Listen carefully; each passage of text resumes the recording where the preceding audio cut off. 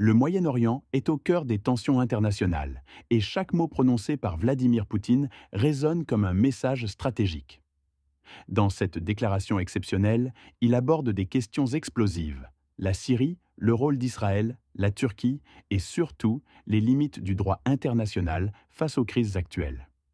Vous allez entendre des vérités que peu osent évoquer.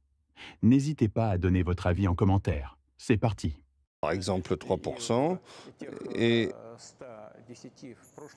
c'est 105 ou 110 millions que nous avons construits, c'est 50% d'IGS.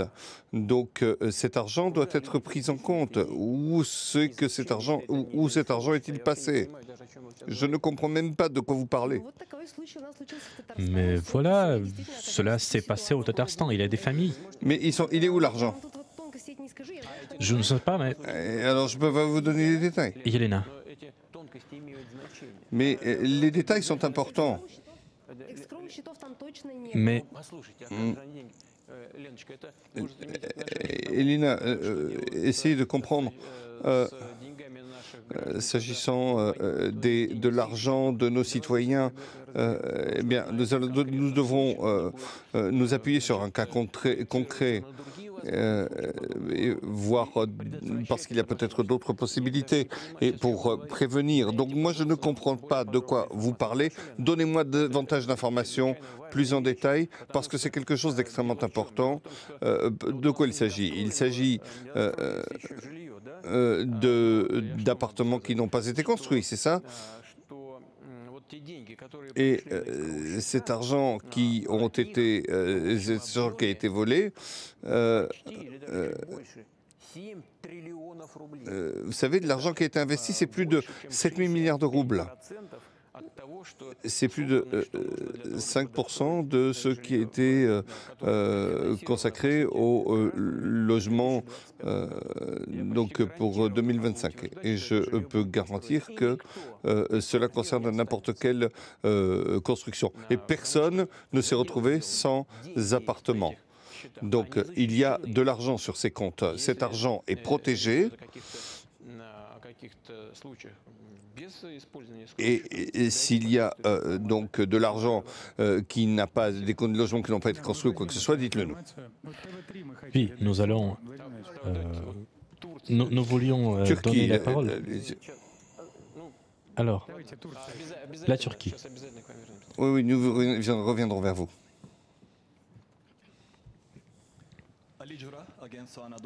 Ali Dura, l'agence Anadolu. Monsieur le Président, Israël viole le droit international en tuant des dizaines de milliers de personnes, notamment les enfants, en Palestine et au Liban. Aujourd'hui, Israël, il profite de la situation dans la région pour occuper la Syrie, pour violer sa souveraineté. Comment pourriez-vous commenter les actions de la part d'Israël dans la région? Et est-ce que vous avez eu une conversation avec le président Erdogan? Alors, asseyez-vous, je vous en prie. Nous sommes en contact permanent avec le président Erdogan. Je ne me rappelle pas la dernière fois où nous avons parlé, mais nous discutons de la situation dans la région et au Moyen-Orient. La relation avec le président Erdogan et la Turquie concernant les événements au Moyen-Orient est très connue. Notre position sur le Liban ou la Palestine, nos positions sont connues. Notre position ne s'adapte pas aux conjonctures. Nous avons toujours considéré que la solution au problème palestinien passe nécessairement par le respect des décisions du Conseil de sécurité sur la création de deux États, Israël et la Palestine. Israël existe et la Palestine, pour l'instant, n'existe pas. Voilà le problème. Et la majorité des pays considèrent qu'il s'agit d'arrêter la colonisation illégale. Pour ce qui est de la bande de Gaza, nous ne pouvons que condamner. Nous l'avons fait sur toutes les plateformes et à plusieurs reprises. Et notre position au Conseil de sécurité, et nous pensons que ces positions doivent les solutions doivent être trouvées par le respect du Conseil de sécurité. Maintenant, pour ce qui est de la Syrie, je pense, et je le dis en toute sincérité, la Turquie fait tout ce qui est possible pour garantir sa sécurité à sa frontière sud. Et il s'agit de créer des possibilités pour le retour des réfugiés sur leur territoire et sur les autres territoires de la Russie, de la Syrie, qui se trouvent sous le contrôle factuellement de la Turquie. Et peut-être réfléchir, tout est possible. Et peut-être cela se fera. Mais le bénéficiaire principal de ce qui se passe en Syrie, le bénéficiaire, c'est, à mon avis, Israël. Et on peut... La Russie condamne toute conquête du territoire syrien. On peut parler de correction, mais Israël résout pour lui-même ces questions. Et elle a maintenant passé la ligne sur le plateau du Golan. Et je crois qu'elle est rentrée sur une ligne de 160 km en profondeur à 25 km. Et elle a renforcé. C'était ce qui avait été. Elle a même renforcé une espèce de ligne Maginot qui avait été créée au cours de la période soviétique. Et nous espérons qu'Israël sortira du territoire, quittera le territoire syrien, mais actuellement, il y envoie des troupes supplémentaires. Et j'ai l'impression qu'ils ont l'intention de rester. Et je crois que même une partie de la population va entrer dans l'État hébreu. Et s'il y a une désintégration de la Syrie, eh bien, c'est une question qui devra se résoudre avec les populations locales, conformément à la Charte des Nations Unies et au droit à l'autodétermination. C'est une question complexe. Pour les Turcs,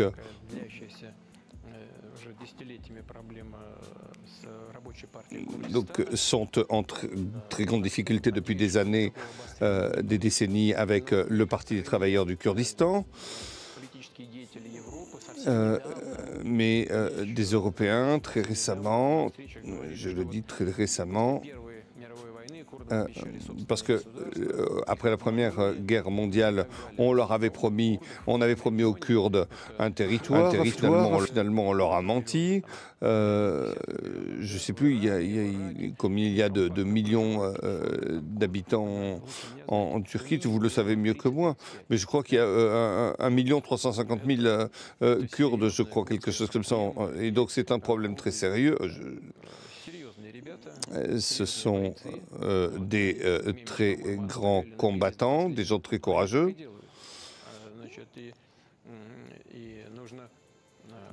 Et il faut résoudre ce problème kurde et le faire dans le cadre... alors, on voulait le faire avec la Syrie. Maintenant, il faut en discuter avec ceux qui contrôlent le territoire de la Syrie. Et nous comprenons tout cela. Ce n'est pas l'objet de notre rencontre d'aujourd'hui. Je ne veux pas perdre trop de temps. Mais pour nous résumer, il y a beaucoup de problèmes qui doivent être résolus dans le respect du droit international et et dans le respect de l'intégrité territoriale, y compris de la Syrie, et avec les autorités qui ont le contrôle du territoire syrien aujourd'hui.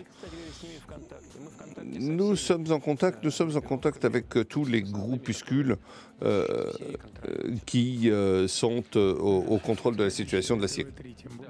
Et nous avons promis à donner la parole à TV3, d'autant plus que c'est un correspondant de guerre. Bonjour, TV3.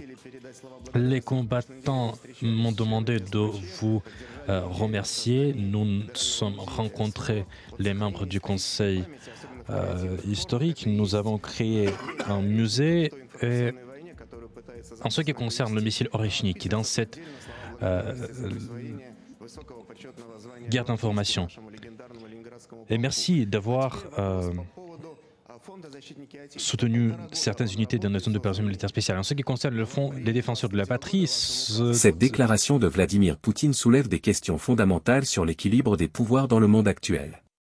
Il met en lumière les failles du droit international face à des conflits complexes comme celui de la Syrie ou le problème palestinien. La critique envers Israël et son rôle dans la région est particulièrement marquante, tout comme l'approche nuancée vis-à-vis de la Turquie et des Kurdes. Mais ce qui est encore plus frappant, c'est la vision que Poutine propose, celle d'une diplomatie qui repose sur la souveraineté des États, mais qui est souvent confrontée aux intérêts des grandes puissances. En filigrane, on peut y lire un avertissement: si les règles internationales ne sont pas respectées, les tensions risquent de s'aggraver, avec des conséquences pour tous. Et vous, qu'en pensez-vous? La position de la Russie est-elle légitime dans ce contexte? Partagez vos analyses et vos points de vue en commentaire, car votre opinion enrichit le débat.